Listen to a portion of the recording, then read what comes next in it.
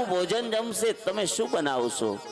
અને દરેક મિત્રોના ઘરે અલગ અલગ બધા વ્યંજનો બને છે અને મધુમંગલ છે.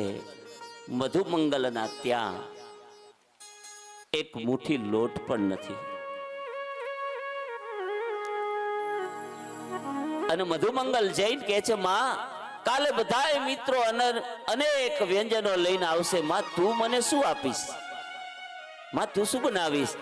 એટલે કહે છે, બેટા હમણાં બનાવી આપીશ. કારણ બનાવવું તો છે પણ મુઠ્ઠી લોટ ઘરમાં નથી અને શું બનાવવું?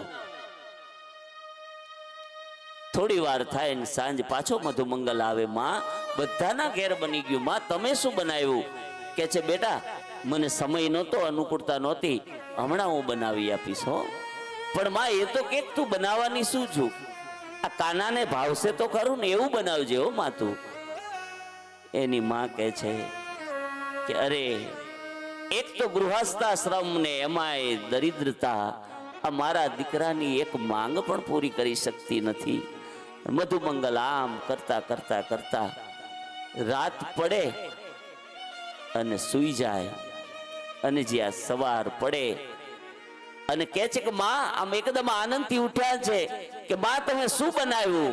તો માં એને કુલડી એક હોય છે ઢાંકેલી કુલડી આપે છે કે લે બેટા. કે છે માં તમે કાંઈ ના બનાવ્યું? અને આ છાસ આ કાલે ખાધી હતી.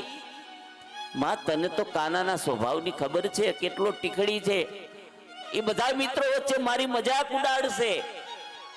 માં કે છે કાના તું કેતો તો ને તારો મિત્ર છે, કાનો તારો મિત્ર છે.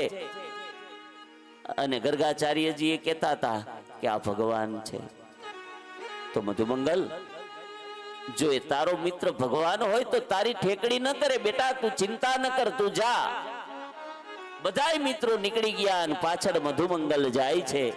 હાથમાં છાસ છે, બધાય મિત્રો બેઠા છે અને બધાય પોતાનું જે ભોજન લઈને આવ્યા છે ખોયલું છે, જાત જાતની વાનગીઓ બધું છે.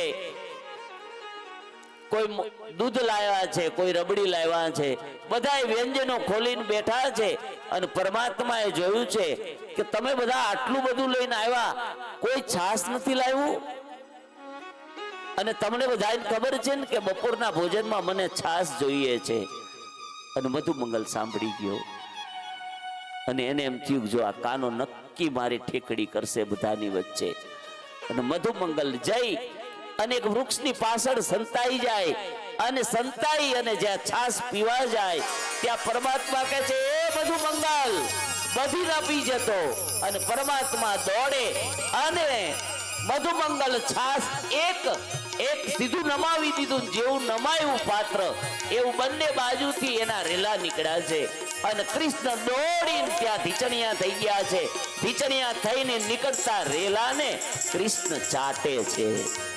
અને કૃષ્ણ જે આ ચાટે છે અને આ દ્રશ્ય બ્રહ્મા જોઈ જાય. અને બ્રહ્માને શક પડે આવો બ્રહ્મ હોય કોઈનું એઠું ચાટે? અને બ્રહ્માને શક પડે અને બ્રહ્મા છે એ શક પડે ને એટલે બ્રહ્મા છે ને બધા એના મિત્રો અને એ બધાને લઈ